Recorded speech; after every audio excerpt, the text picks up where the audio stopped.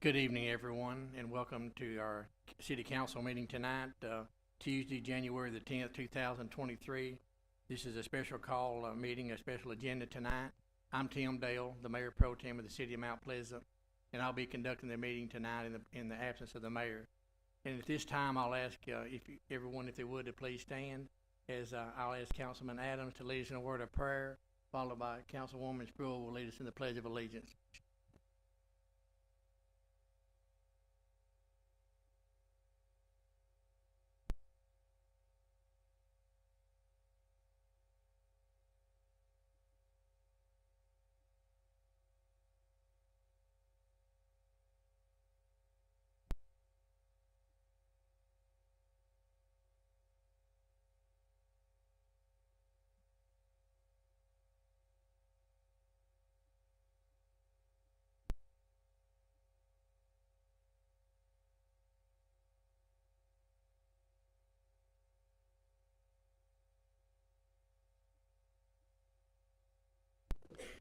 Thank you, Council. At this time, we'll begin our meeting, which is a workshop, and we're gonna be discussing the Anderson Development Project. So at this time, I'm gonna turn it over to Mr. Thatcher, and we'll go from there, okay? Okay, yes, hi, thank you, Mayor, and again, I wanted to mention Mayor Craig was on his way back from Oklahoma and had a blowout just about a half hour ago, so he's getting things worked out. Kind of tore his car up too, he said, so he may not be here at all. Also on the Zoom, we have Robert LaCroix's on Zoom, Jeff Gulbus, who is our bond attorney, and Jim Sabonis is on. They'll be listening and chiming in from whenever they're ready to. Also, the people you don't know out here is tied with John Anderson here. So John, let me introduce you, and you come up, and maybe you can introduce your team, and then we're here for your presentation or their presentation, and then answer questions the council might have.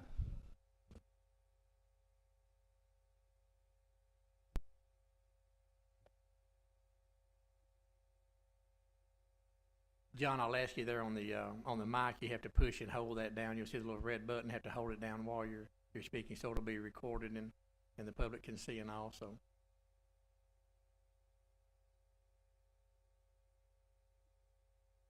Gotcha. Okay, now I see it. There we go.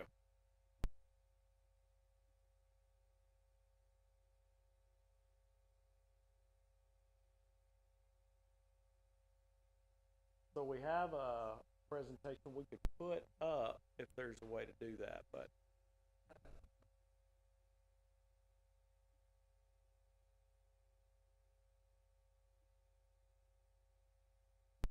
You might introduce to us, John, if you like, who's with you tonight and their positions, et cetera.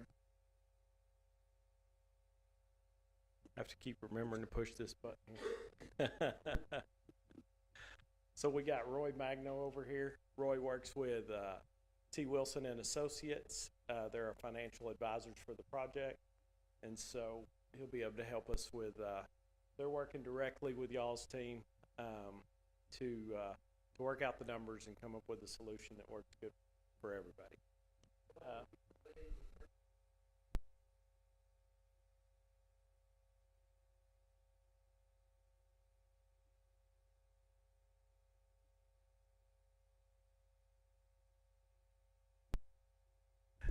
Kirk doesn't need a barber quite as bad as some of us. And so this is John Land.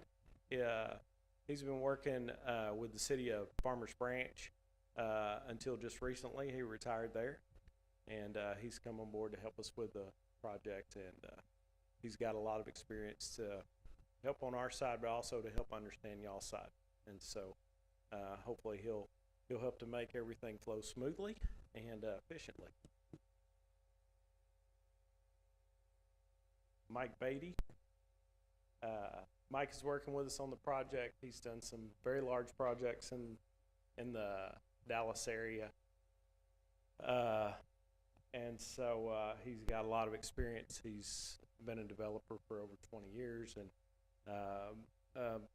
has done projects of this magnitude and a whole lot larger. And so he brings that experience to this project. So here we have Prabha Sinclair and Shelley Jackson.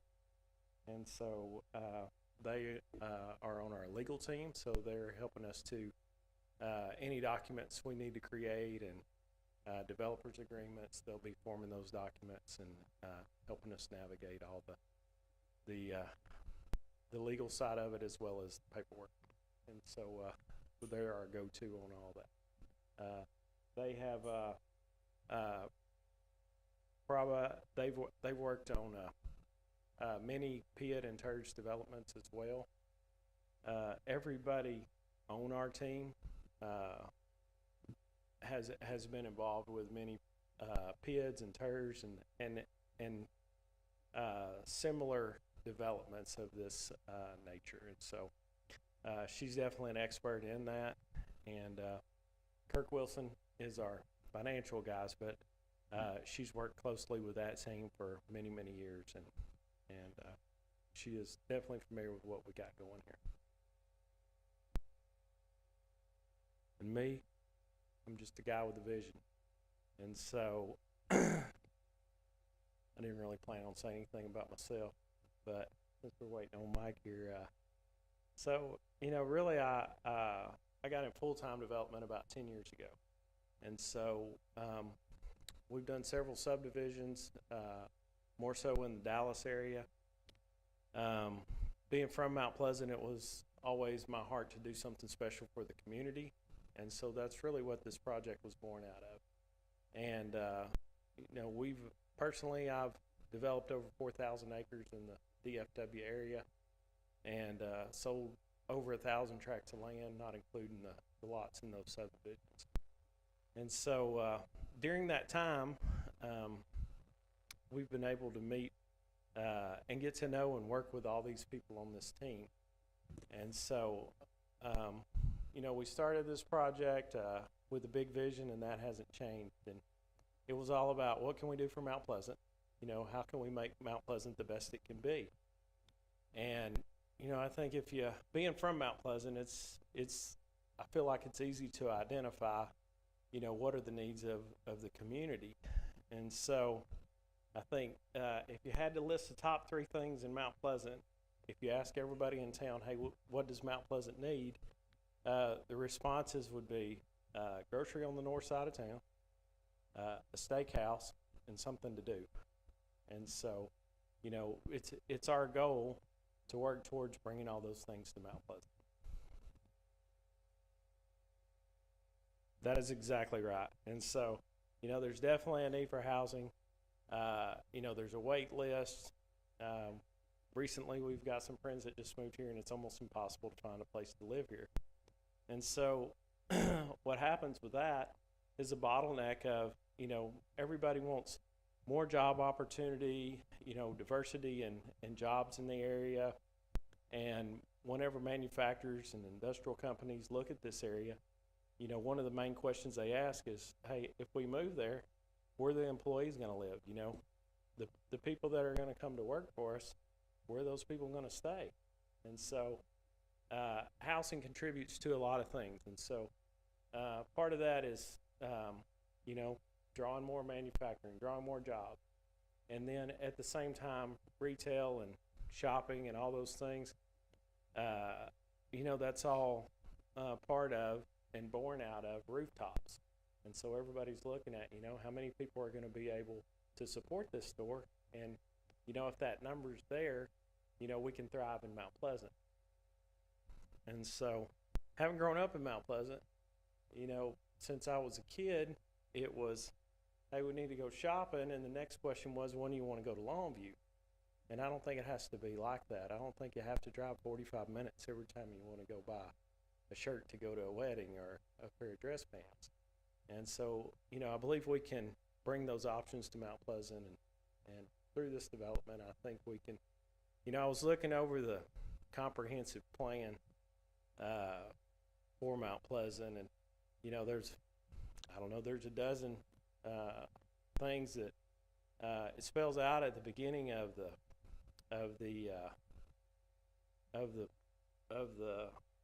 plan there, and every single one of those things, you know, is filled by this development, and a lot of it is, you know, the city has a desire to have places for families to hang out, you know, develop the lakes and parks, and then you add residential and multi-use developments and growth on I-30 corridor.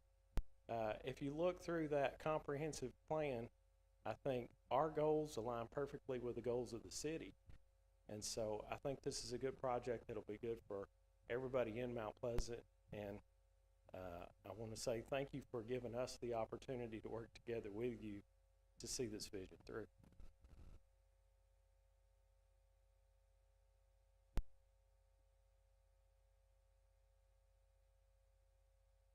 So we got a video, and some of y'all have seen some of this before. We're still on the same track that we began on.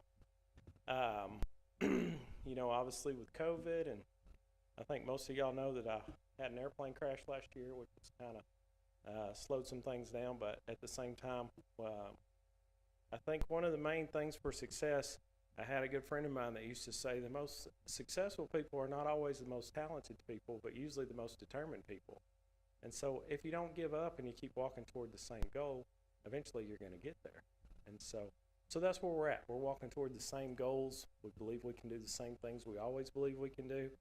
And we had this video built, and we're still on that same path, so I'm going to go ahead and show that video tonight.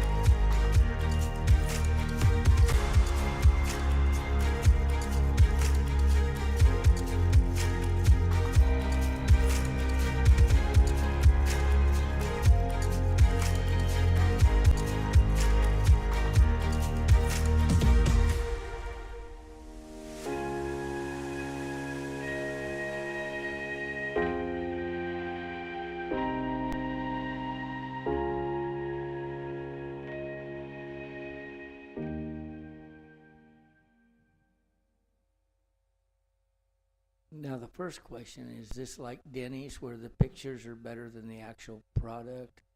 Because that was really pretty, you know. I definitely think we can see this to fruition. I think everybody will fall in love with the project. You know, really what we're trying to create is several different residential. We're trying to fill several residential needs with different types of residential in the development. and then at the same time create jobs, at the same time bring new and exciting places to eat and shop, and be able to do that all in the same development. And so I think we can do that, and you know, the coolest thing to me about this project is I think the inviting part of the project is the feel of the project, the atmosphere of the project.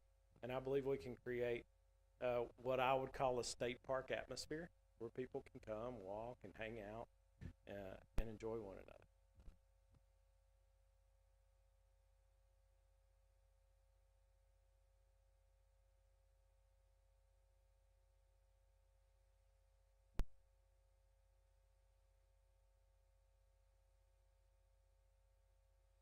All righty.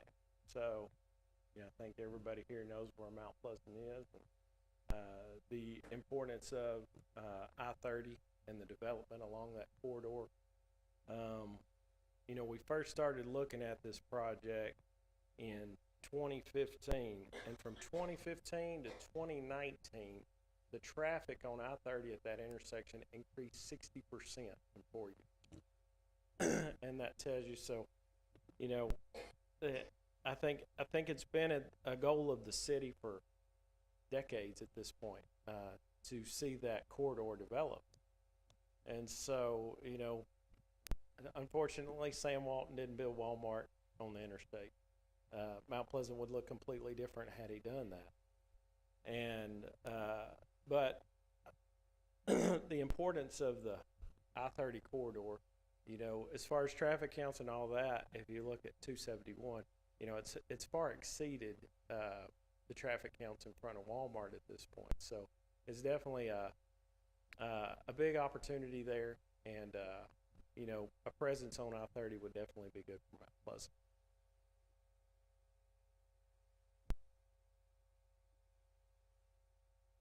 So here we just have some of the numbers as far as it, and it gets a little astounding when you start looking at the statistics, you know. And this is really, I think, for everybody that wants to develop in Mount Pleasant, you know, this is kind of the what we have to show them and what we have to reveal to them. You know, people that are in larger metropolitan areas, they're saying how many people are within a 1 mile radius, 3 mile radius, 5 mile radius. And the reason why they do that is because, you know, within 1 mile, they're going to pass 4 other restaurants just like that one, and within 3 miles, they're going to pass a dozen, and within 5 miles, they're going to pass 30 restaurants. And so they're saying, you know, nobody's going to drive past 30 restaurants to get to us. And so the challenge as a developer is to educate those people and say, hey, you know, we're the hub of a 20-mile radius, and so you've got all these small towns that come here and shop and eat, and you know, this is where they work, and this is where people are at. And so the city population, 16,000, the daytime population with the workforce is 24,000, and then you've got the county population at 32, but the big thing is the availability. You know, when you look at the labor shed, the number of workers. And so as far as if we had more jobs, if we had more things for people to do here, there's definitely a workforce out there that would be ready to come. And so and then the retail trade population, you know, you look at a city population of 16,000, and you know, very few people would come up with a number of over 100,000 people shopping in that area. And so there's a lot of dollars to be spent here. If you look at, there's the EDC did a study that showed it's a gap and leakage study. But basically what they do is they go through and they figure out how much money is available to be spent in the area and how much money is going outside of the area to be spent. And it was over $1 billion a year. And it's because we don't have places for people to spend money. We don't have enough grocery. We don't have enough shopping. We don't have enough stores. We don't have enough restaurants. And so it shows in every area that Mount Pleasant is lacking as far as the options for people to spend money. And it's not really a, you know, if you look at the stores here, in my mind, it's not really a question of, you know, are you going to be, you know, would new business take away from old business? It's more a question of, you know, people are leaving not because there's not money to be spent here, it's because the options aren't here. And so Mount Pleasant can capitalize by bringing more options, and which is good for everybody. It increases jobs, it increases tax base, it increases city tax revenue. All those things, you know, are multiplied by new development.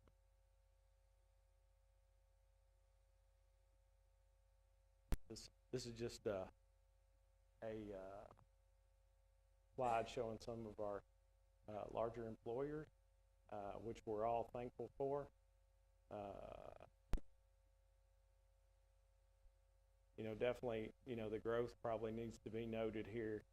You know, primarily I would say Preference and Diamond C have really grown and are taking large steps toward additional growth, which to meet that demand, you know, if those guys are going to grow, they got to have more employees. Those employees have to have somewhere to live. I know we talked to some people about the last Lowe's expansion, and they said that, you know, a lot of those people wanted to live in Mount Pleasant, but there was nowhere for them to live.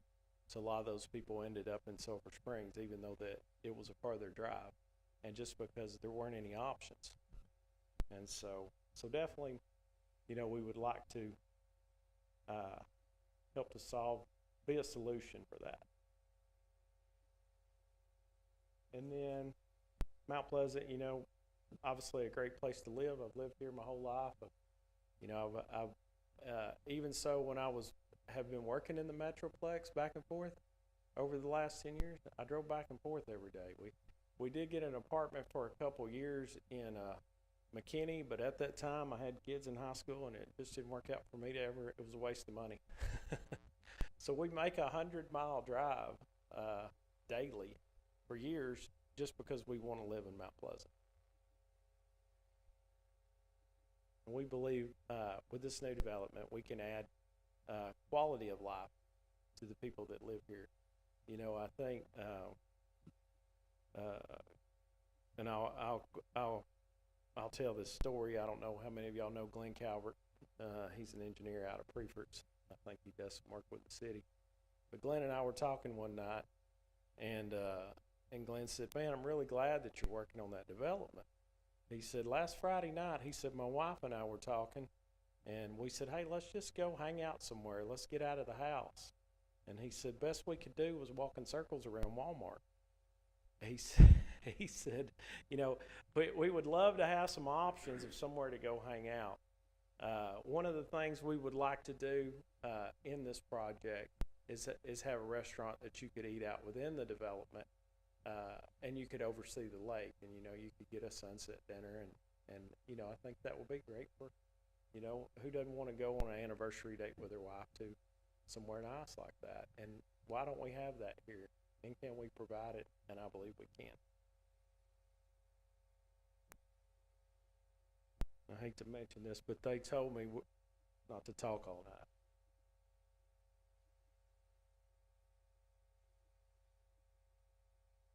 Here's some of the new stuff. I know that Chick-fil-A is definitely good for the city. One thing I've learned in working with retailers is that they're all followers. And so if you get one person and everybody else that feels like, hey, if it works for them, it can work for us, everybody that follows the same model, they'll follow. And so I believe it's great that Chick-fil-A is coming to town, and we're very excited about that. And then, you know, I'll mention Atwoods as well. You know, I know Atwoods is, you know, they wanted to be in Mount Pleasant for a long, long time prior to ever getting here. And I would like to say that this development is really the reason that they were able to make the jump. And then, you know, I'll go on to say that we've talked to several companies in this process, and in talking to them, I talked to one guy in particular, and he was in Wisconsin, and I called him, and it was a women's clothing store. And I called him and I said, hey, have you ever considered Mount Pleasant, Texas? And he said, I was in Mount Pleasant 3 weeks ago. He said, you got that shopping center across the street from Walmart. He said, it's not quite nice enough for us to be in. He said, and you don't have any other alternatives. You got that Super One shopping center. He knew everything about Mount Pleasant. He said, you got the Super One shopping center. He said, even if there was a vacancy there, it doesn't meet our criteria. He said, we need something new. He said, you've got 30 and 40-year-old shopping centers is all that's there. He said, if you had a new shopping center in Mount Pleasant, we would be there today. And so Maurice's is the name of that store.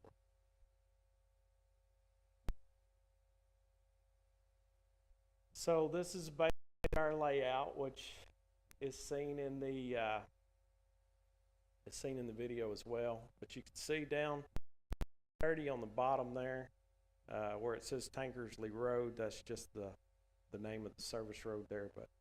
But on the south corner of that diagram, you can see where we have pad sites for and retail along I-30, and then also along Highway 271, which would be pad sites number 2 through 7. And then we've got commercial behind that, larger boxes, and then also on I-30, and then that space number 19 is a flex space, depends on what we can get there. We're still working on that. Initially, we had pre-COVID, we had a deal with a theater that was going to be a theater and a bowling alley and some other things, but that industry has took a beating during COVID, and so due to that, we're not sure what we're going to have there at this point. And then site number 20, multifamily, and then we have some townhomes and houses back there around the lake.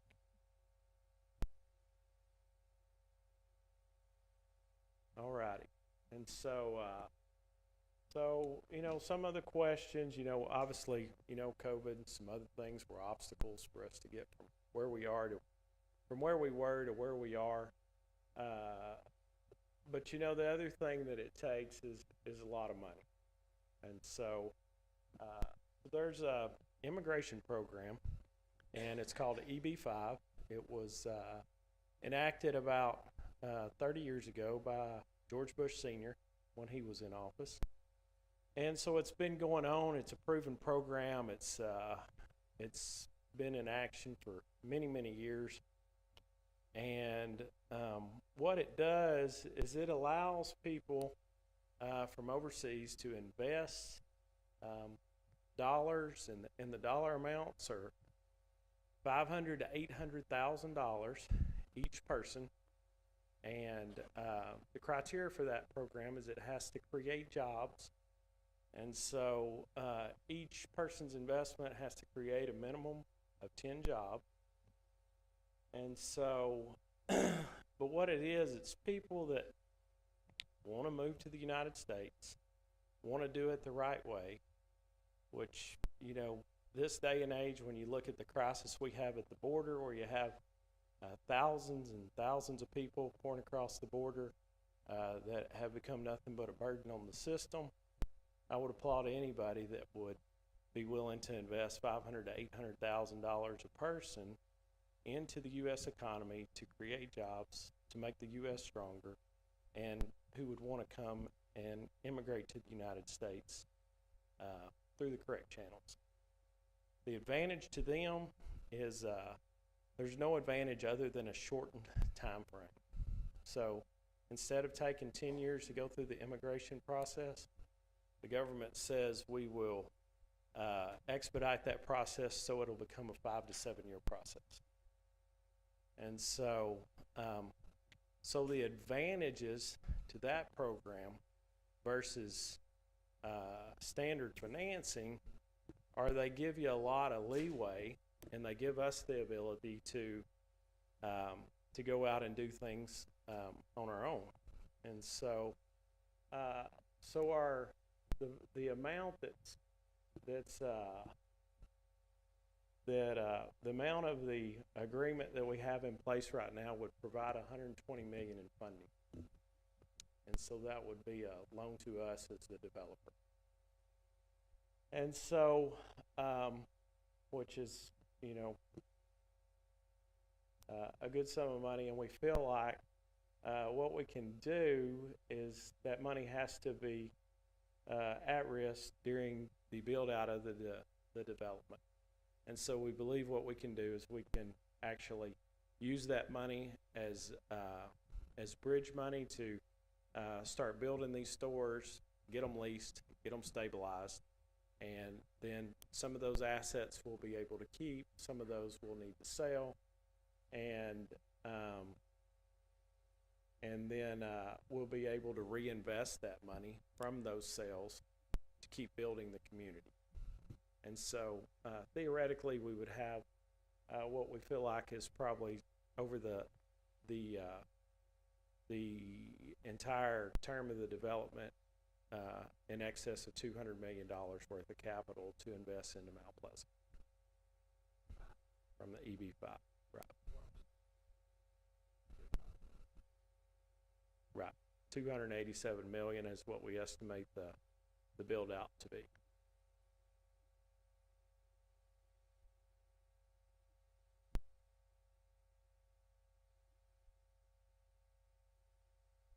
And so what that allows you to do is to get started on things quicker. And so short version is that money's allocated to you, you're ready to use it, you're ready to start construction, and you're ready to get going.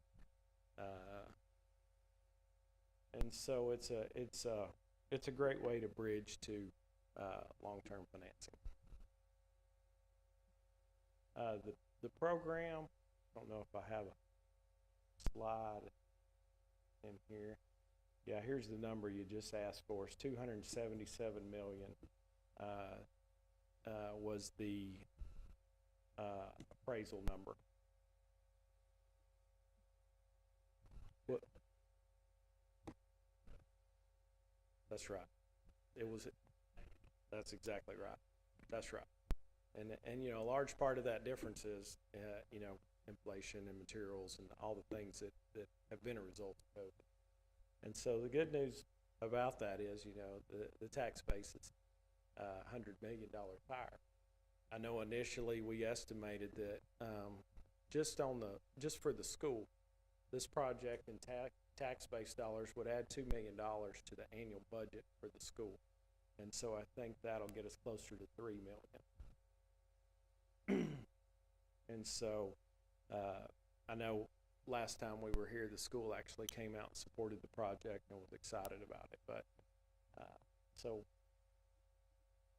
when you start thinking about, what can we do for Mount Pleasant, that kind of money would go a long way toward educating kids and creating programs to make those kids successful.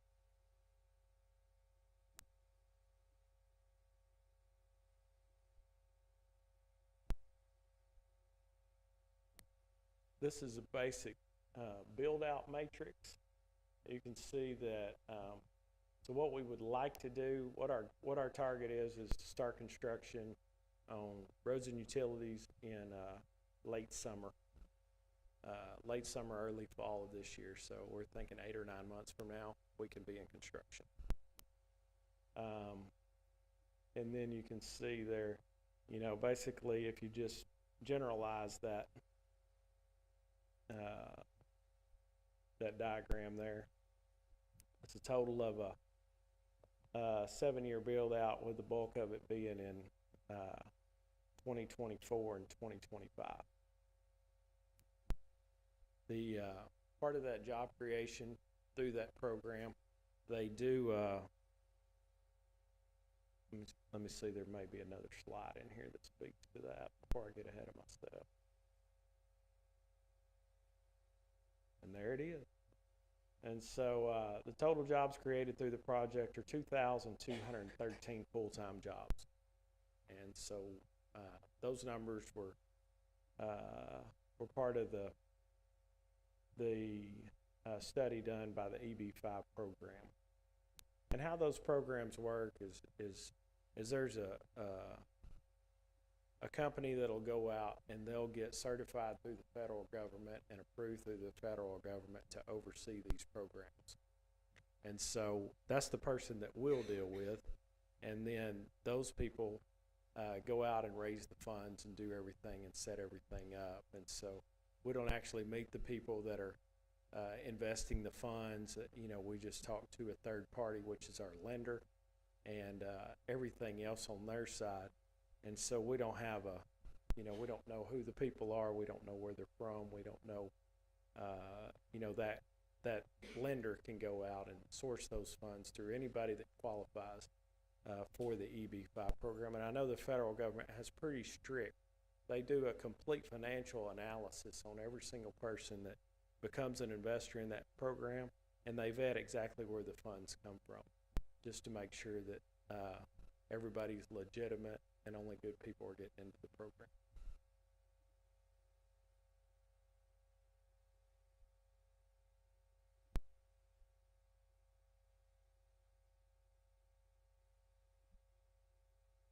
Yeah, and this goes back to that 10 jobs per person, and it just kind of details what we've kind of already been through.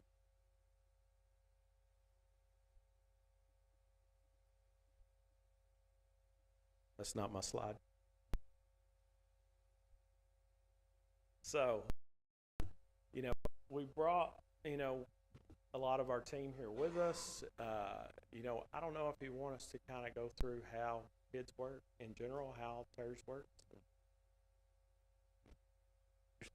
I think that would be good to talk about how the PID and the tours or whatever, and talk about the like the PID and the bond sale and how that relates to the council and what happens. And there's a lot of questions about that, so it'd be helpful. Perfect. You want to come up, Roy, speak to that? And by the way, again, we have Jim Sabonis, our financial advisor, Jeff Colbus, our bond attorney, and Robert LaCroix, you know him.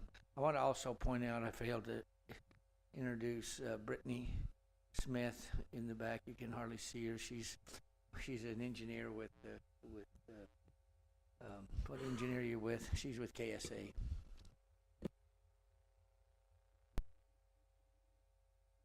Yeah, they're up there. Jim and Jeff, you wanna click on your camera so we can see you?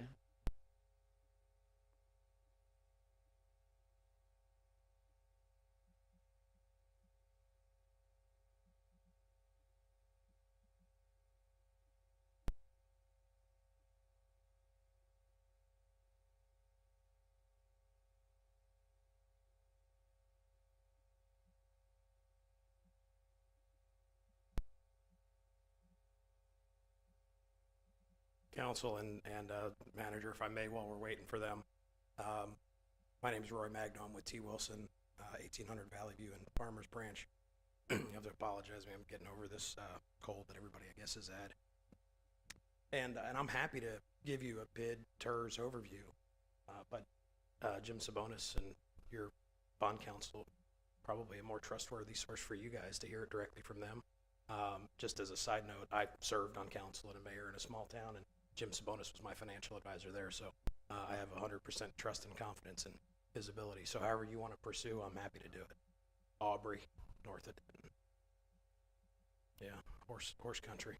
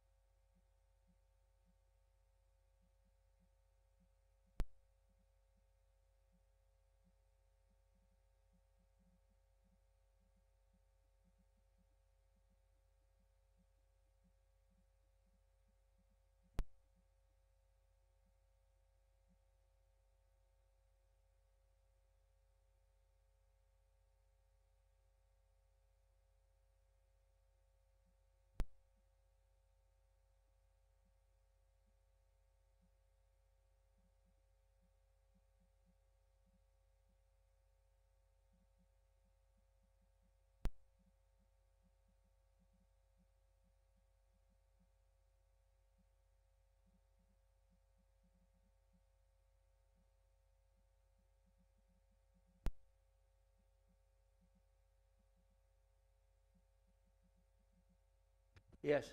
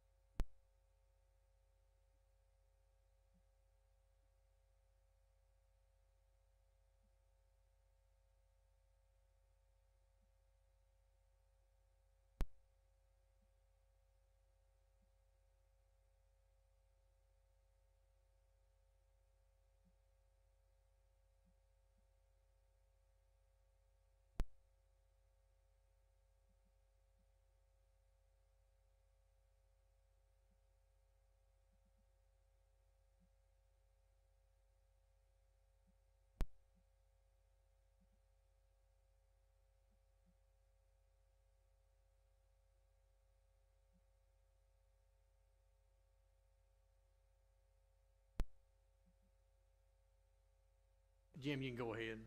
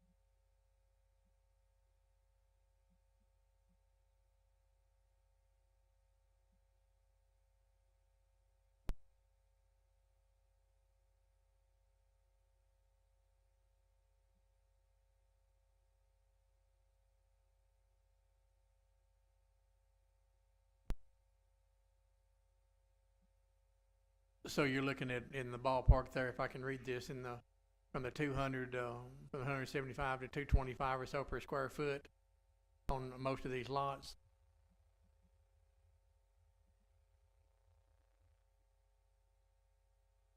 Team, and I think it's their current thinking. And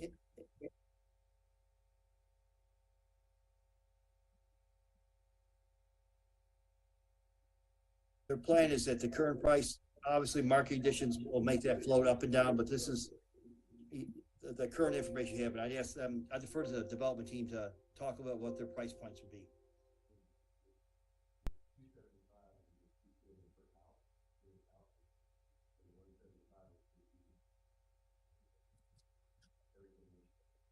What kind of change was that? Do you remember from 19? Do you recall?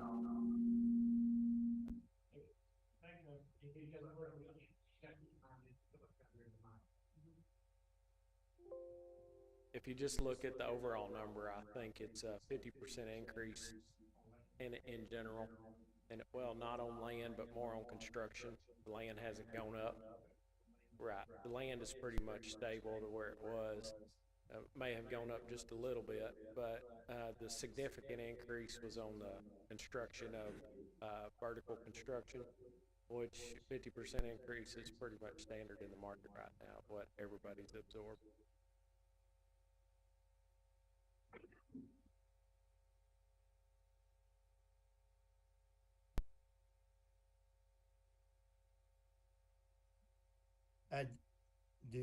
Time for me to continue?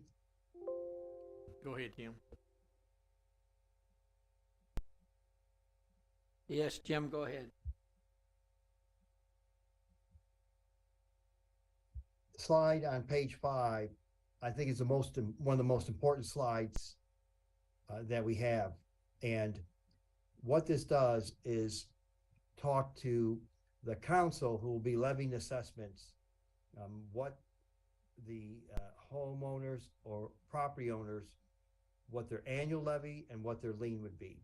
And so if you look at the titles across the top, I've indicated the build-up value of the project, their requested gross PIT assessment of the 95.97 cent tax equivalent rate. The way this works, this is to describe it, is that when the tax rate and the budget's being put together between the county and the city, knowing what the value of a property is, the county would contribute their 50% tax rate currently is 23.4 cents. And on a parcel by parcel basis, that contribution will reduce the gross levy required. And so knowing that, and I'll use a hypothetical, let's take a $210,000 home, the second from the bottom. Their gross level would be $2,000, $2,015, and then based on the TERS participation by the county, the PID administrator would estimate that there will be $491 of TERS fund that will come to offset that. And so the actual PID assessment levy that would go on the tax bill would be $1,524. So the goal is to use the TERS to reduce the cost, but allow the gross levy to be used for the financing. So in here, you can look at the different product points. Everyone is treated equally based on build out value. And a couple key points would be that you're going to see the annual cost for the apartments would be on a net basis about $1,270.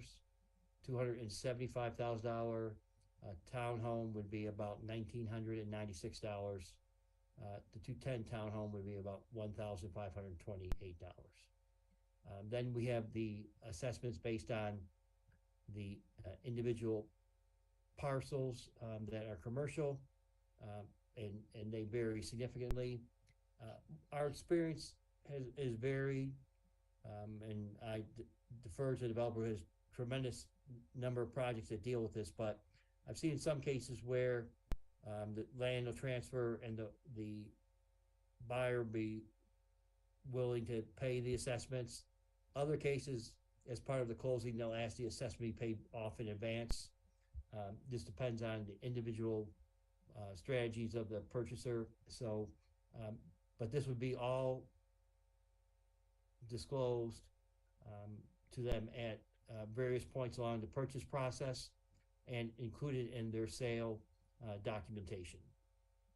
The second part that I think is important is to kind of look at what the lien would be on the properties, and the lien is actually the amount of debt that each would pay off as they go forward in this process, and so this shows what the $29 million of bonds are divided out by parcels. And so from a council perspective, my experience is that after the debt's issued, the key point for the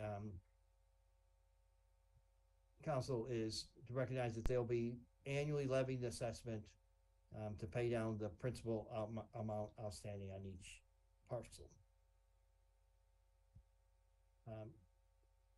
This is actually an excerpt from the expected annual ad valorem tax and assessment. So you can see what someone would actually pay. And so I'll take the 275,000 patio home based on current ad valorem tax rates. The gross overlapping tax rate is $2.46.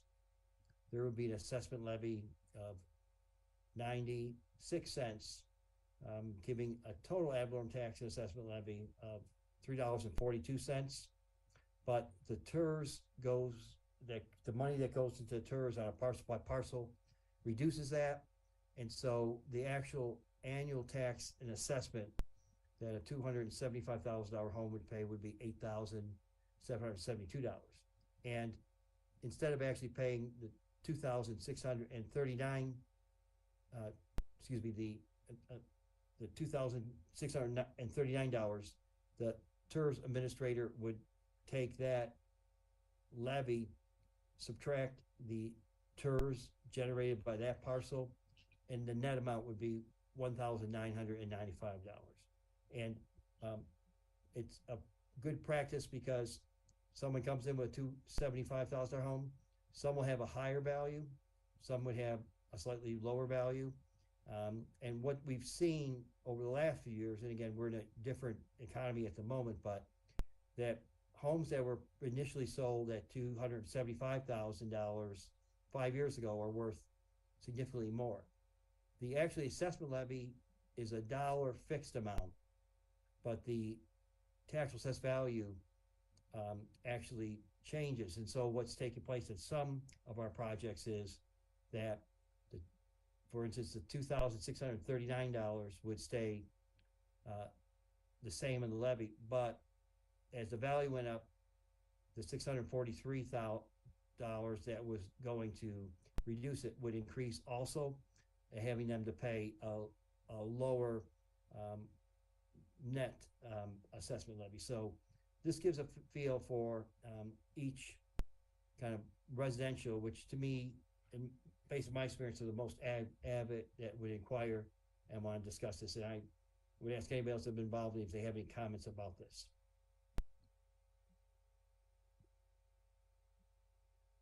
The last page is a kind of a summary of the financing, and based on the cash flow, there could be 29.2 million of PID bonds issued. Those actually, the amount will vary based on interest rate and due diligence for the underwriter and purchaser of the bonds.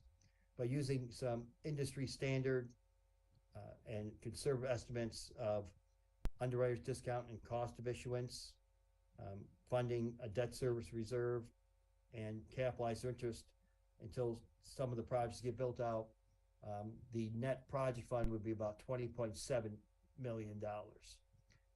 Based on my understanding of the costs that were supplied, that the non-vertical, this is just the land development cost, would be about 26 million. And so that about 5.6 million would be non-funded, developer cash funded development costs. This is a summary of the proposed plan, and this actually indicates a single issuance in a reasonable a marketplace. There will be detailed due diligence that would go through prior to bond issuance, and the interest rate and the sizing of the bonds could be adjusted based on that, but this is maximum based on current market conditions and our standard bond issuance structure. In summary, I'll start again by saying that I'm confident that the PID bonds and the way PID bonds are issued, that standard practice used by your bond counsel and city attorney and the professionals involved from the development team are familiar with. It will isolate the financial risk from the city. Our responsibilities are similar to what we have when we issue any bond. It's for administration, including the levy of the assessments, the collection of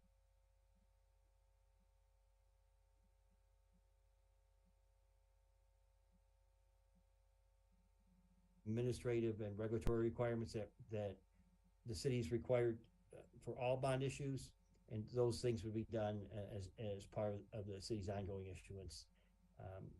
This issuance wouldn't impact the city's cost of capital or its bond rating, and having experience being asked to assist a couple of workouts, even if a project didn't go as planned, the judgment for the city would be, did they administer and meet the requirements correctly, not the success of the project. Though my experience is that I'll defer to people more actively involved in these projects about, risk, is it a little bit slower than anticipated? These take time to develop in today's world, as absorption is a little bit slower due to, the economy and the post-pandemic world we live in. But in summary, that what was proposed. Ed, I can touch on any other points, but I try to summarize what's being asked. I will say that at the current ask, that there's no tours or sales tax have been requested, and the request has been for using the tours to facilitate a non-competitive transfer of property at no cash cost. It summarizes my overview of the information provided. I'd answer any questions or try to provide any information additional that's requested. Jim, let me ask you, what interest rate was you using there on for making this presentation? What was you applying?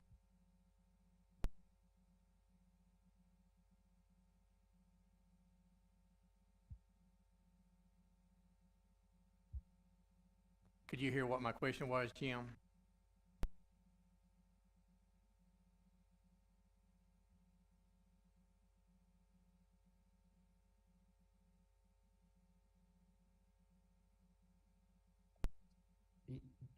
Ed, if you don't mind, I might ask Jeff to, as the city's bond council, maybe talk about the current state of bond issues, what his thoughts are on the standard legal structure and the Attorney General's review and approval process.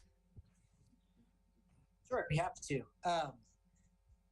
We cover a lot on this, and it's very deep, and it's admittedly a little complicated. So we're taking kind of a 20,000-foot view. Please stop at any time, if anyone needs clarification. One thing that I frequently get asked by councils is to make sure, are folks aware of the assessments? The answer to that is nowadays they are. 6 years ago, they weren't always. They quickly sign closing documents for the purchase of their house, and they're buried in there. But the notice is required to be given to homeowners has been beefed up significantly. The second one is, well, what happens if someone doesn't pay and they're our friend and our neighbor? Are we really going to foreclose on them? And the answer is, in those documents, the city does covenant and warrant that you will foreclose. So that is a requirement. Fortunately, that's very rare. To Jim's point, the bond issuance process for PID bonds is much more lengthy than what the city is used to. There is a lot of documentation. There's a lot of detail that will come before the council. And I would say once the development agreement is signed, and assuming everyone moves forward expeditiously, it's approximately 6 months, including, as Jim mentioned, Attorney General review.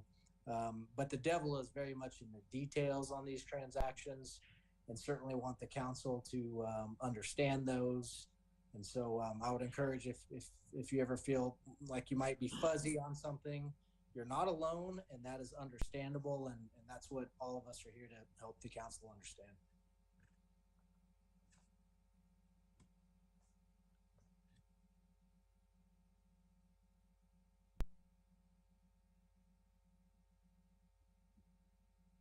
Councilmember Dale, I can probably answer your question about what interest rate he was running that at. It was probably somewhere around 6.25% or 6.5% interest.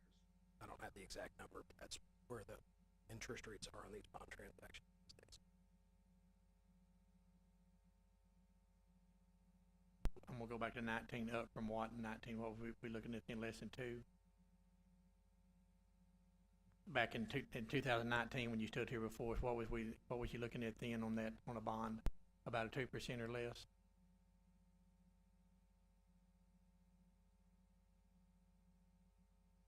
Oh, there it goes. No, they were 4.5. These are not geo-rated bonds. They're not backed by the full faith and credit of the city, so they get a slightly higher interest rate. So we're up probably 200 basis points since 2 years ago. And this is Jim with Hilltop. It's interesting, spending a lot of my life talking about interest rates. The way these bonds are priced, again, all bonds are looked at on what type of bond they are they rated, what's their credit quality, and what's taking place is that we price bonds based on a spread against the index. And uniquely, the big movement in interest rates over the last year has not been the spread. Actually, the spread has widened slightly just because of market conditions and liquidity overall in the market. But it's really interest rates. And to give you a feel, even for the city's bonds, is that when you look at January 1st of 2022, the first business day of 2022, our geo bond index was at 213. 203, just 10 basis points less, was a low for the last 25 years. But since that time, it's doubled over, and it's over 4%. So what takes place is now what was the index and you add a spread to it, that index is over doubled. And so we've been in the market with some bonds. There are willing and able buyers, very competitive market for Texas PID bonds. But again, the most efficient market at the lowest interest rate might have been in the low fours, and these would be 6 to 6.5% today. I think in our market, and that's without doing due diligence, but dotting your I's and crossing your T's and having our typical structure. We're actually pricing a transaction tomorrow, that will be in the very low sixes, and it's a very similar transaction to this.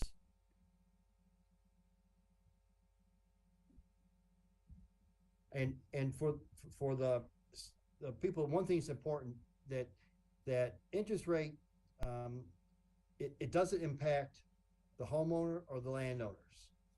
What takes place is that when we size a bond issue, we have a maximum par. It's derived by an estimated interest rate. And as we pay for our cost and fund our reserve fund and capitalized interest, we end up with a project fund. If interest rates go up, that discounted cash flow generates less par bonds, resulting in less project funds, which means that the developer has to pay more money for his shortfall. And in times where we estimate conservatively and our interest rate is lower when we issue bonds, then there's more funds generated. But the annual assessments that have been indicated would not change. The variable is the out-of-pocket funding that the developer had, which doesn't impact the homeowner or landowner's ultimate assessment rates.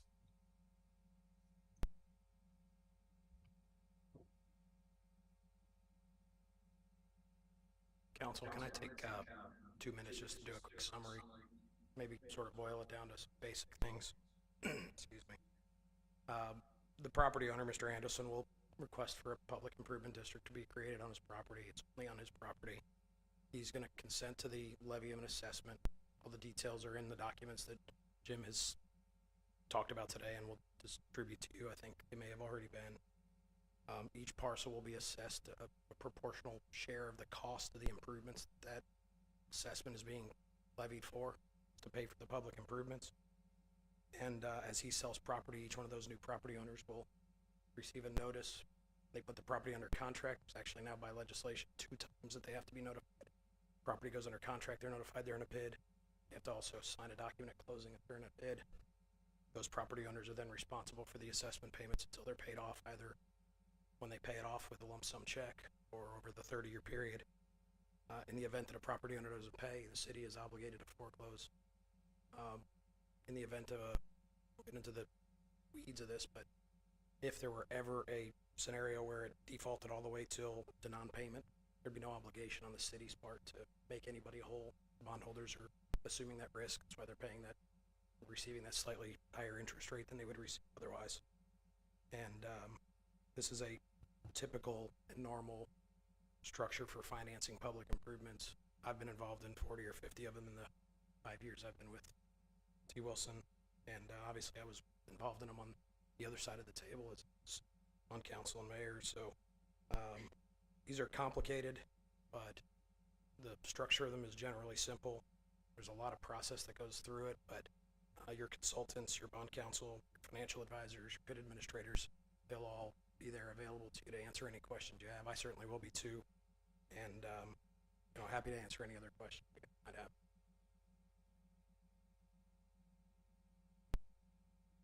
Council, do we have any questions at this time?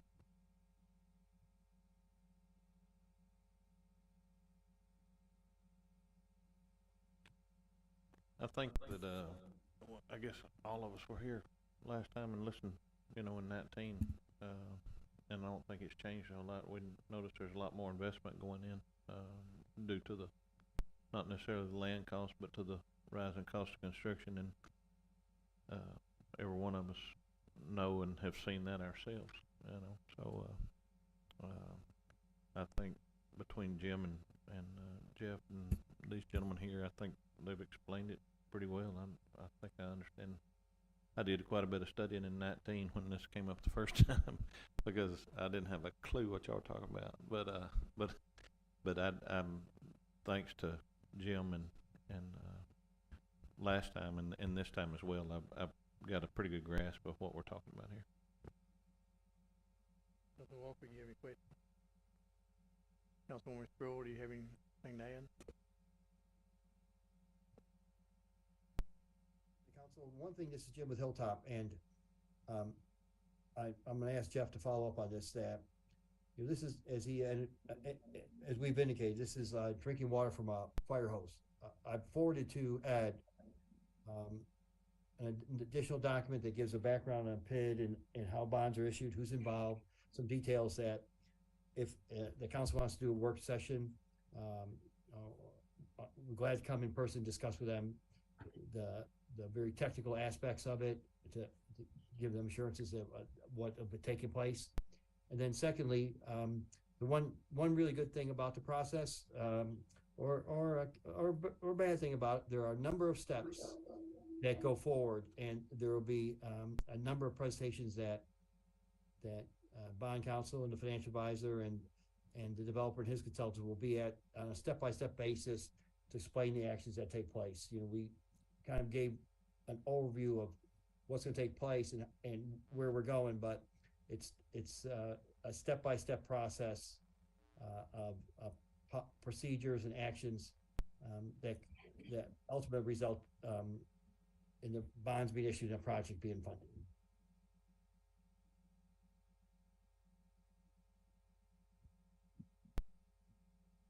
Go ahead, Councilwoman.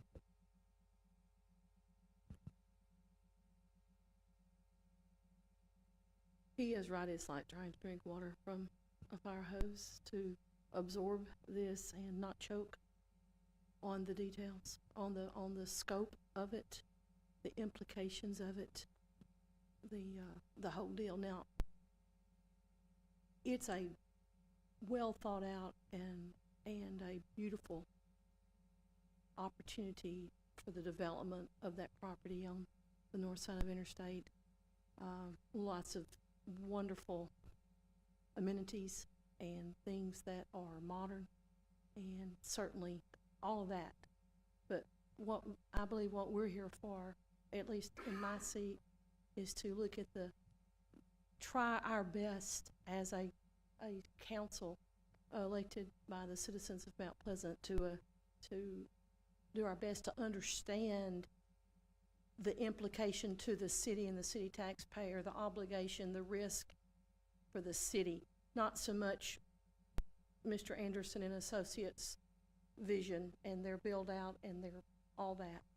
I think when we get involved, I do have a couple of questions today, and I do need this meeting to understand a little bit more about this TERS and things. I'd like to understand a little better how we're able to not choke the property owner, the end of owner of the property, about paying back this obligation. Okay, I need to understand those things a little bit more personally.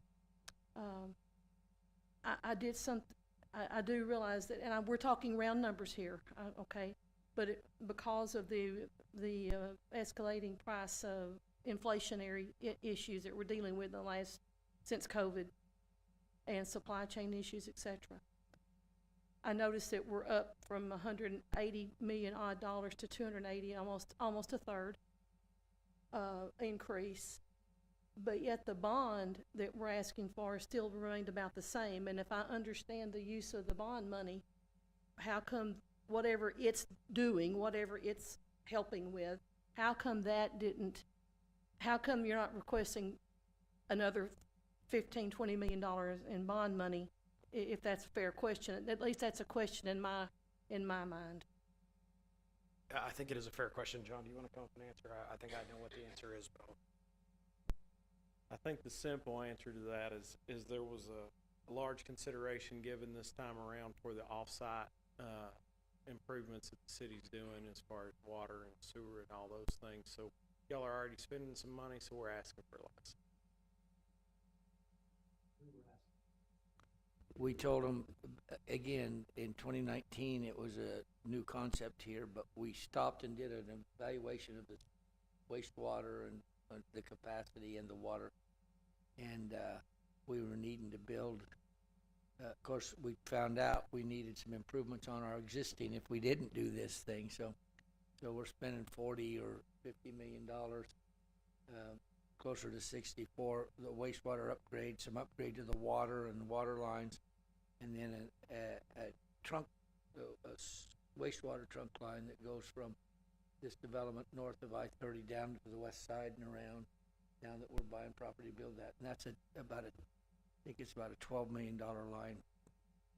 And we told them they wanted to know what the numbers were, and we told them we estimated that number would be about a $10 million investment on their part if they got a TERS and so forth. And then what they're saying is what we offered was we've already sold it and borrowed the money, we're doing the project, and we don't have an impact fee here in the city.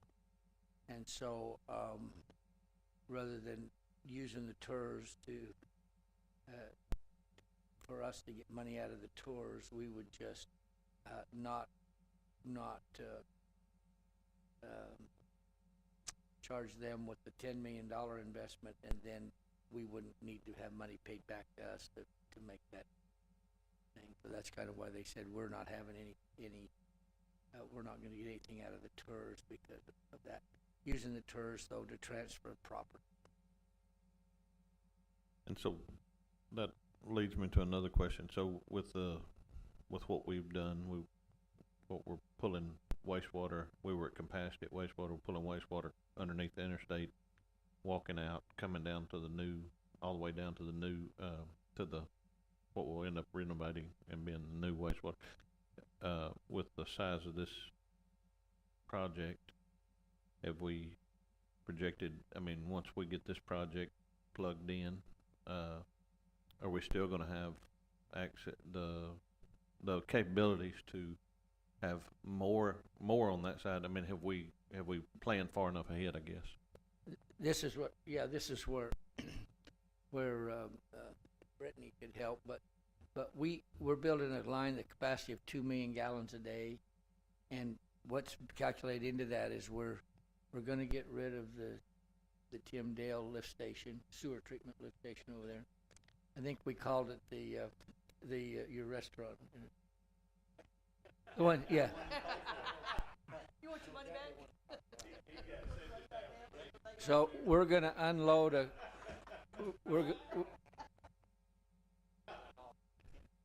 Sizzlin, the Western Sizzlin lift station. So we're going to offload the current system of 1 million gallons a day because that was causing a bottleneck into this line, and then that'd give us 1 million more a day for future growth. And I don't remember what we calculated, Brittany, for this development, but it wouldn't take all of that. It's still more for growth. I think Brittany can maybe talk to this. I hope she's ready. Hi, Council. So we did size this line for future development in addition to Anderson flows for the area, for the whole basin itself, that would gravity flow to this line. And one of the reasons I asked that, and obviously, you know, this is just my personal opinion, is that I think John's development lends to further development up that corridor. There's no other way. We've got houses being built all the way out to the connection point of 271, and so honestly, I think this is a huge step, and I'm glad y'all are working with us. I'm glad the city's working with y'all, and I think we put all the players in the same building. We may not all understand everything right this second, but I think we can all get to the right point, and I'm excited about it. I guess, Brittany, too, one of the questions, kind of the elephant in the room is there still plenty of room for expansion with what they'll be putting in it at full development? Yes, there will be. What % would you guesstimate that? I don't have that number with me today. 80% max with it? 70%? You don't have any? I don't know that right now. I don't think so. I didn't think it would build out. Do you know your water or your sewer numbers by chance?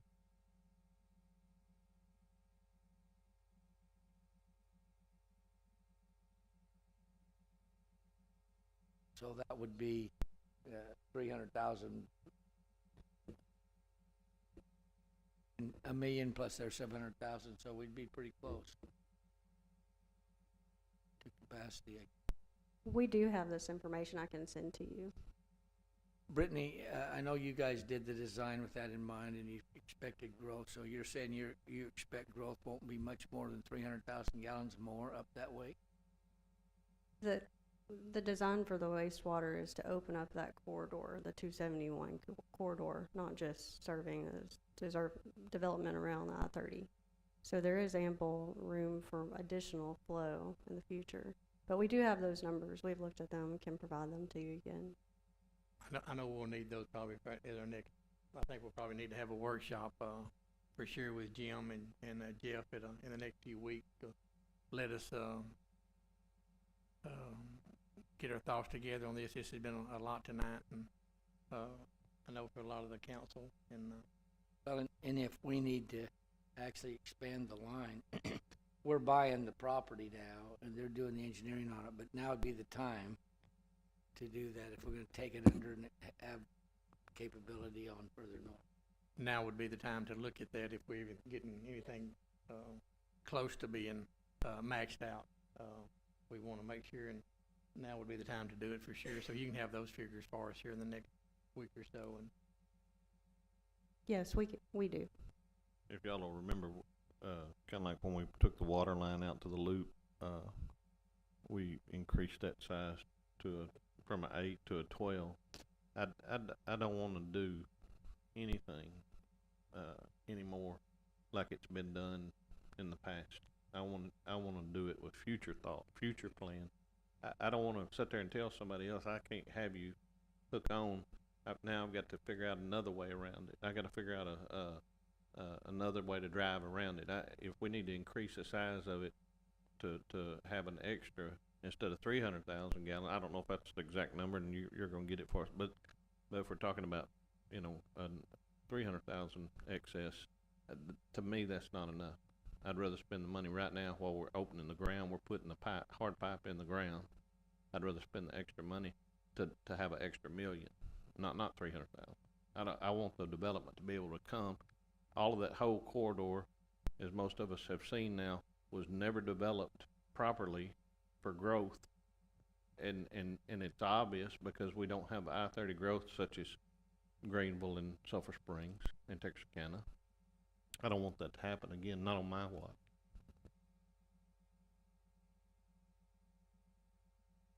Any other questions for me? thank you, Brittany. Councilman. Okay, do we have any other questions or concerns from the council? We appreciate all of you being here tonight. Jim, Jeff, we appreciate you zooming in with us here. We deeply appreciate it. If there's not any other questions or concerns, How long does it usually take the legal stuff, the legal process? I understand you have attorneys that help with the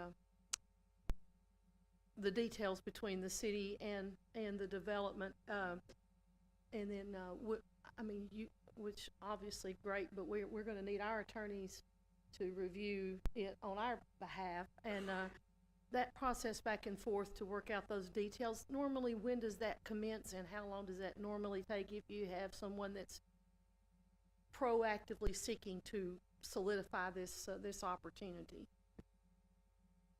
Provost Sinclair, Developers Council, and like Jeff was saying, that once there's a PID petition and a development agreement done, that the bond process takes about 6 months after that. So I would add probably about 2 months to get that PID created and the development agreement done. So the entire process about 8 to 9 months. But the legal part is done on the front end before the bond is actually sought after to be issued, because all that needs to be done first. Yes, ma'am. because the Attorney General's gonna review that. Yes, ma'am. And they'll bless the transaction and provide, bond counsel will provide an opinion on it. Okay, thank you. Appreciate you being here. Any other questions or concerns? Mr. Thatcher, you have anything to add?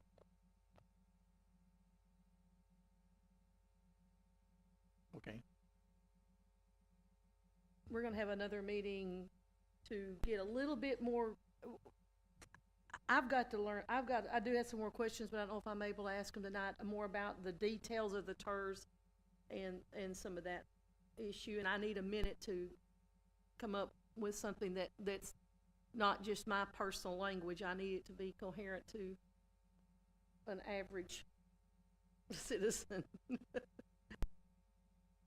thank you, Councilwoman. When did you think, how soon do you wanna do it? And would you do it in connection with another council meeting, or would you do it again in the between council?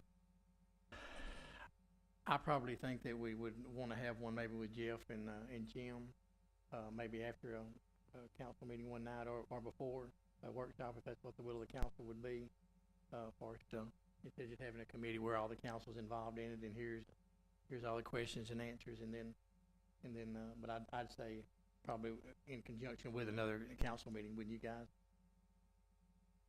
I would think it would have to be a minimum of an hour. I mean, because questions are gonna come up and we're gonna wanna dig into the details, so. And I was fixing to say, between now and then, every one of us need to get a notebook and start writing down your questions that you can't find answers to. A lot of it's online. I did a lot of research last time. You can learn a lot, and but start a notebook. Because it's gonna be tough, and we're gonna rely a lot on Jim and Jeff and these guys. Sure, I think we're represented very well, and I know John can answer any questions and gonna be readily available, anything that we need anytime, 24 hours a day, right, John? On the record now, but that's what my thoughts would. I had mine down, you could hear you. I think, knowing what we got coming on the 2nd, is it the 7th of February? Is that the first meeting? But knowing what we got coming there, we've got a couple of workshops just like this. So I'd have to go to I'm thinking the 2nd meeting in February, which is what date? While they look at our calendar, if you'll indulge me tonight, though, I do good, what's the old saying, a picture's worth 1,000 words? Could you go back to the end result, and that is the actual homeowner or property owner? Can we make up a number for illustration's sake, a $250,000 property?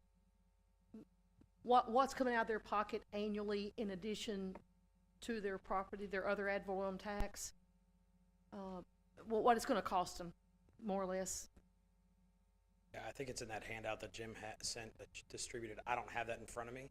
If you'd like me to point it out to you, I'll be glad to step to the dais, or one of you guys can point it out to her.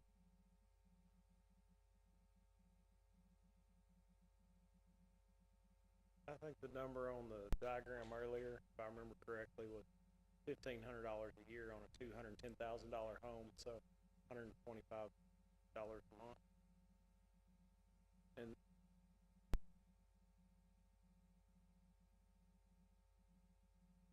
I don't remember.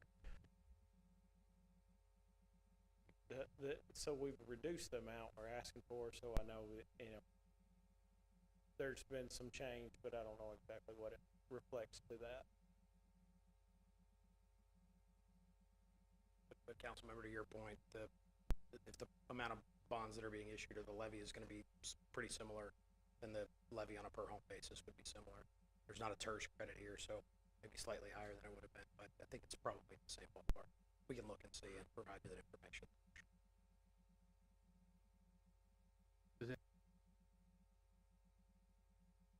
Is that it? Councilwoman Stewart? Sort of.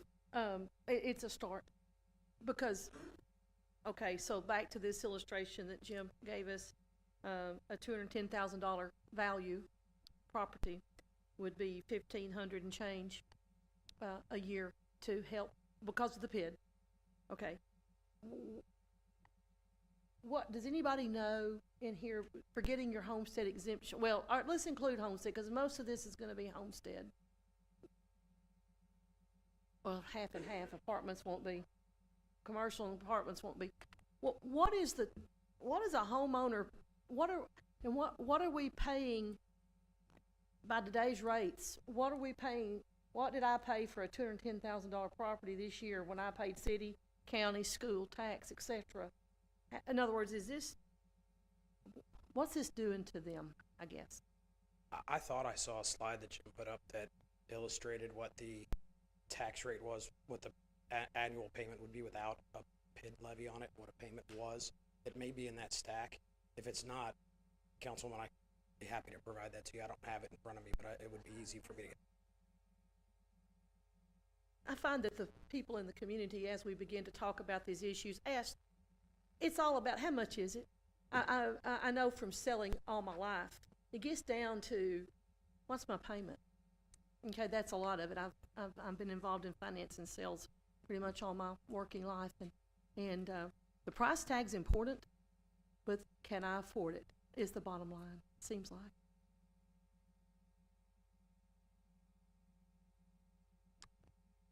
I know on page 6 it talks about the Mount Pleasant tax rate, says Titus County tax rate, Titus County Regional Medical tax rate, Mount Pleasant Independent School District, North Texas Community College, and that's a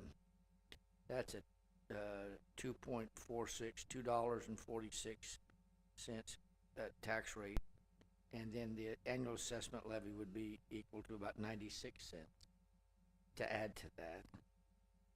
And it goes townhomes, that would be just for the annual assessments, 2,000. Patio homes, 2,600. Multifamily unit would be different.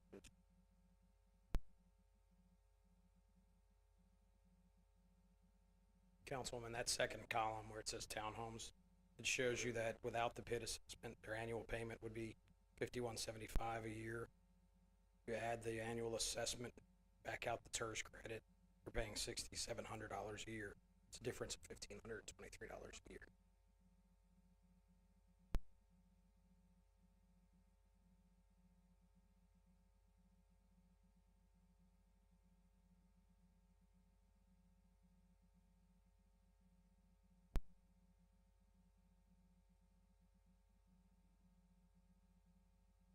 Was this rate as well for Mount Pleasant, the county, the hospital, the school, et cetera? Was that based off what year's tax rate? Was that this year's or the? I would assume it is, but Jim, I don't know where Jim got that information from. I know he got a lot of it from us, but I don't know if he went and re-verified the tax rates and updated the information there. We'll make sure of that. Jim, can you speak to that?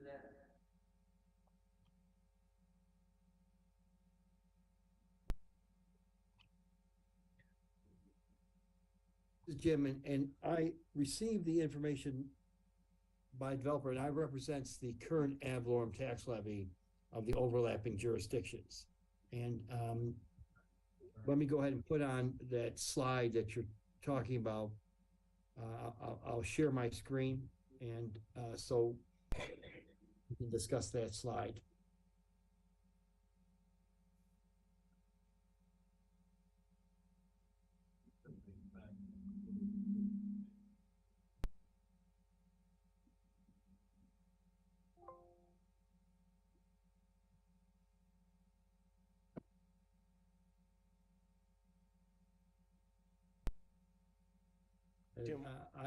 Is the projected annual ad valorem tax assessment statement showing on the screen?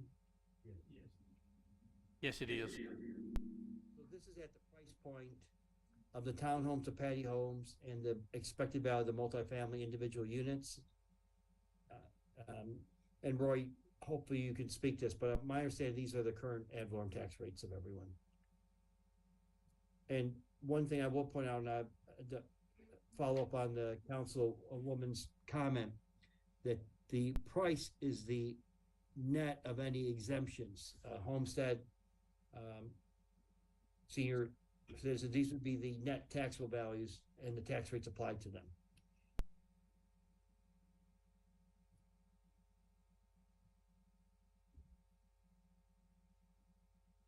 I think if I can just, I'm ringing here. I think if I could just add one response to the concern. The concern is, so $125 a month, you know, when it comes down to it, would somebody see the value there or want to pay that extra $125? But I think a lot more things go into it than that. You know, I think there's people out there that, you know, on the $210,000 what they had in there, the 200, somebody who's looking at that house for 210,000, they may be looking at a house somewhere else that's 250, and they may say, well, this $250,000 house is $300 more a month.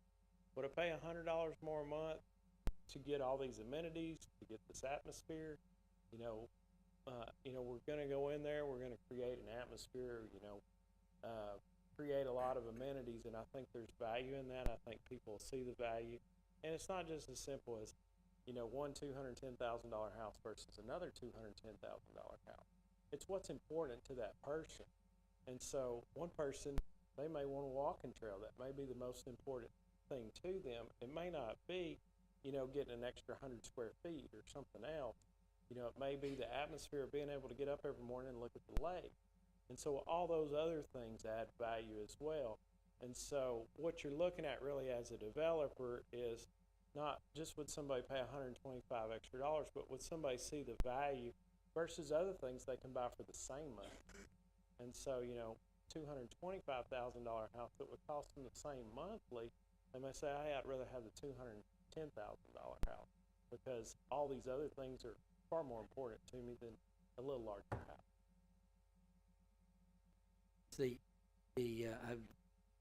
And maybe you don't want to speak to this, but is the county on board with the 50% tours? Yeah, I apologize. I don't know the answer to that. Kirk Wilson's been handling that. He's out of town today, so.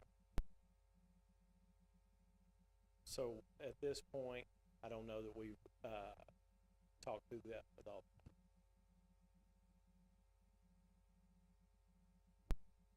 So that brings up a question.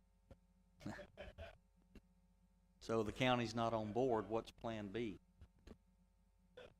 Short version is we'll figure it out. That's what we do. We're developers. And so, you know, we're just working through the process tonight. We're at the beginning stage of, you know, you got to talk to somebody first. And so here we are. So we're discussing it with the city council. We have full faith and no reason to believe that the county won't be on board. At what stage will you go ahead and talk to them? I mean, will that be pretty quick now, John? Yes, definitely, because, you know, we would like to have a developer's agreement within 2 months. It's kind of the time frame that probably laid out. So all that would have to be discussed and approved and agreed to in that time period. So, yeah, right. Yeah, that'd have to almost be simultaneously with all the parties involved. So you'll get on that here in the next few weeks for sure, immediately, okay? And make sure and keep us posted on that, which I know you will. Okay, do we have any other questions or concerns, council? Again, thank you guys very much for being here, and ladies for being here tonight. We have one other question from Mr. Thatcher. Is February 21st, is that the date? Is that soon enough for this, for everybody? We're going to have another discussion with Jim and Jeff, and so we understand the bond part of it. But it's on a regular council meeting rather than at a special call.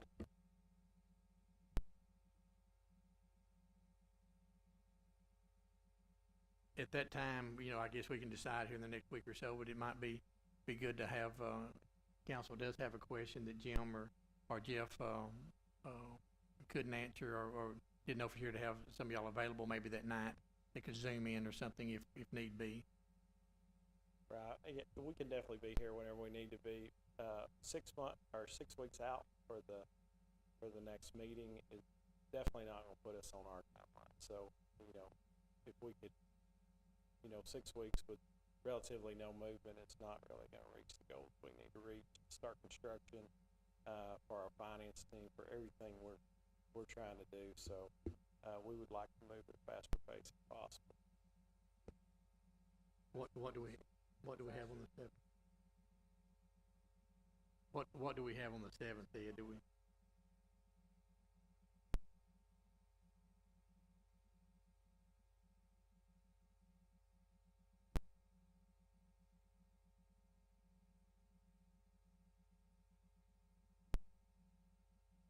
My suggestion, and Jeff and Jim can definitely contribute any comments to this, is that since there are questions for that education and question and answer session happens sooner than later, I heard the developer and the financial consultant for the developer say that they're looking to come to your council here in March with a development agreement. So once you have that workshop, then that would give us guidance, the legal team, bond counsel, city attorney, on what you all are looking for as a structure, and we can't start that until you have that in place. We can work as fast as we can, but I do think if they're trying to get to a March date to have a development agreement in place, then we need a little bit of time before that. So you're thinking the next meeting we have, the council will decide all the particulars and say go, and then we do a development agreement? I'm thinking we may have a meeting in 2 weeks from now, and then we may have another meeting in 2 weeks, and then we'll put it on the agenda to maybe consider. Exactly, Ed. Sorry, City Manager Thatcher. Exactly. That's okay. That's what I anticipate, and so it gives you a little bit of time to do that. 2 weeks, and then 2 weeks, and then 2 weeks. So if we're starting that sooner, that first 2 weeks, that'd be great.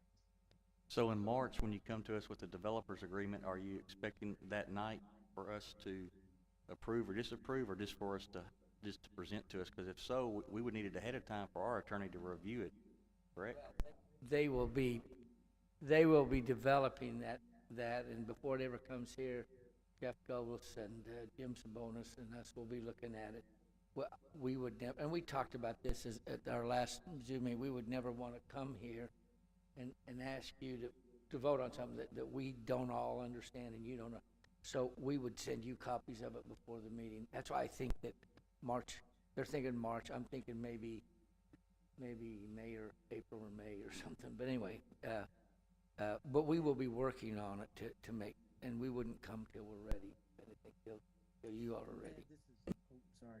But I don't think we can come at a regular council meeting between now and the 20. We need to set it on another day, and maybe Tuesdays, not a council Tuesday would work.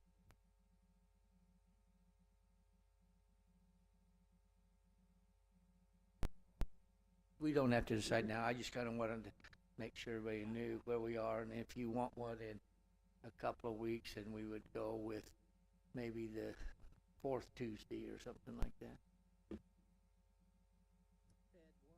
Even if we couldn't get the whole council together, if each one of us in a whole, I mean, 2 of us can get together and sit down with any of them that want to. I mean, if you got questions, now's the time to ask them, and I'm with them. I'm quicker the better. I mean, obviously we're talking about, I'm not talking about rushing something. What I'm talking about is understanding that time's money for them, and so if you got questions, maybe 2 of us at a time can meet with them, have them come in if we couldn't get together as a group before then, is my thought.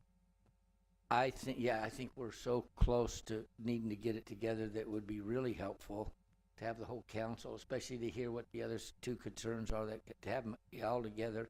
Sorry that Tracy isn't here, but I think it'd be good to, at this point, to have everybody together as we move forward. So we're all together. That's my recommendation.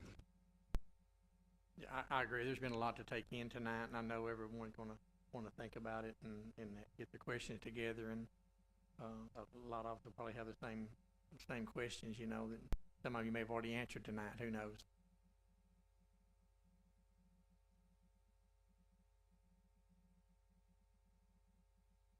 Well, like I say, you don't have to decide tonight, but maybe we look toward the fourth Tuesday, of the month, and it'd just be another, after, David, where's David? Do you have any meetings on the fourth? Do we have meetings in here on the fourth? Does anybody know? Candace? So the second Tuesday is like tonight, and it's Board of Adjustment, Planning, Zoning, Board of Adjustment, and then the third is our meeting, and then the fourth is open. So the 24th, we can do it.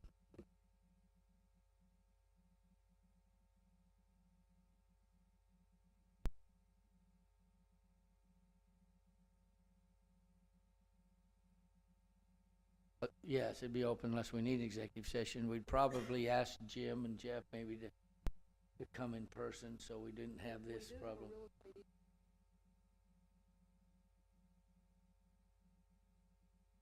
Well, now that you just announced it, it's not executive session anymore.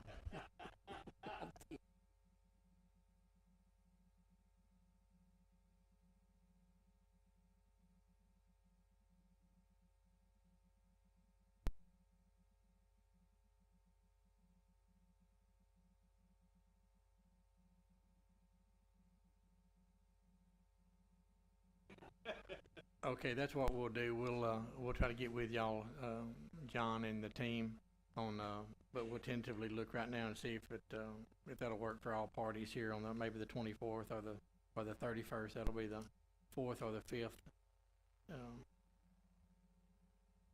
here in January, and try to get it expedited a little bit and all, if that'll work for y'all. Okay, if there's no other concerns, at this time I will, announce that this meeting is adjourned for the evening. Thank y'all again